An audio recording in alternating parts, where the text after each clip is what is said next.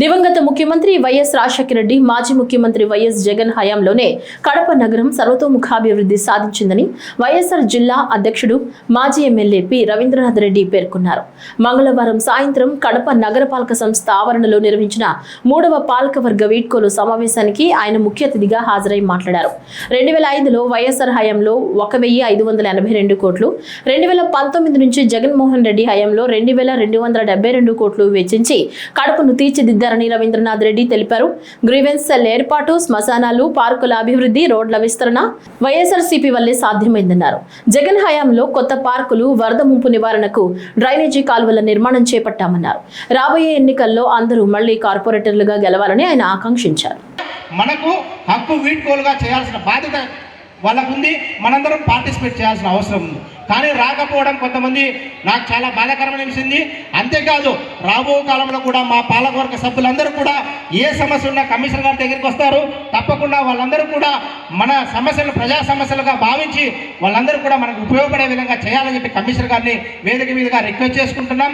అలాగే ఏదైతే ప్రజా సమస్యలు నిత్యం పెండింగ్లో ఉన్నాయో, ముఖ్యంగా నేను ఈ 3 నెలల్లో గమనించినటువంటి ఈ GIC సర్వే పేద ప్రజలు నిజంగా నడ్డి విడిచే కార్యక్రమం ఉంది. దయవుంచి కమిషనర్ గారిని ఈ వేదిక మీద అడుగుతున్నాము. ఏదైతే 1 సెంటు 1.5 సెంటులో ఏదైతే పన్నులు 30,000 35,000 పెంచామో ప్రభుత్వ దృష్టికి తీసుకెళ్లి వాటిని వెంటనే విత్డ్రా చేసుకునే కార్యక్రమం చేయాలని చెప్పేసి కోరుకుంటున్నాం. అలాగే ఈ మాస్టర్ ప్లాన్కి సంబంధించి గత 10 సంవత్సరాల నుంచి కూడా మేము పోరాటం చేస్తున్నాం. దాంట్లో పేద ప్రజలు, అలాగే ఎవరైతే లేఅవుట్లలో ఇల్లు కొనుక్కున్నారో, అలాగే వాళ్ళు 20 అడుగులు 10 అడుగుల రోడ్డును వాళ్ళు కరోనా టైంలో వాళ్ళ ఇష్టానుసారంగా 40 అడుగులు 50 అడుగులు చేసే కార్యక్రమం జరిగింది. దాన్ని కూడా మన సర్వసభ్య సమావేశంలో దాన్ని మాస్టర్ ప్లాన్ రద్దు చేసి రీసర్వే చేసి కొత్త మాస్టర్ను తయారు చేయాలని చెప్పేసి కూడా తీర్మానం చేశాం.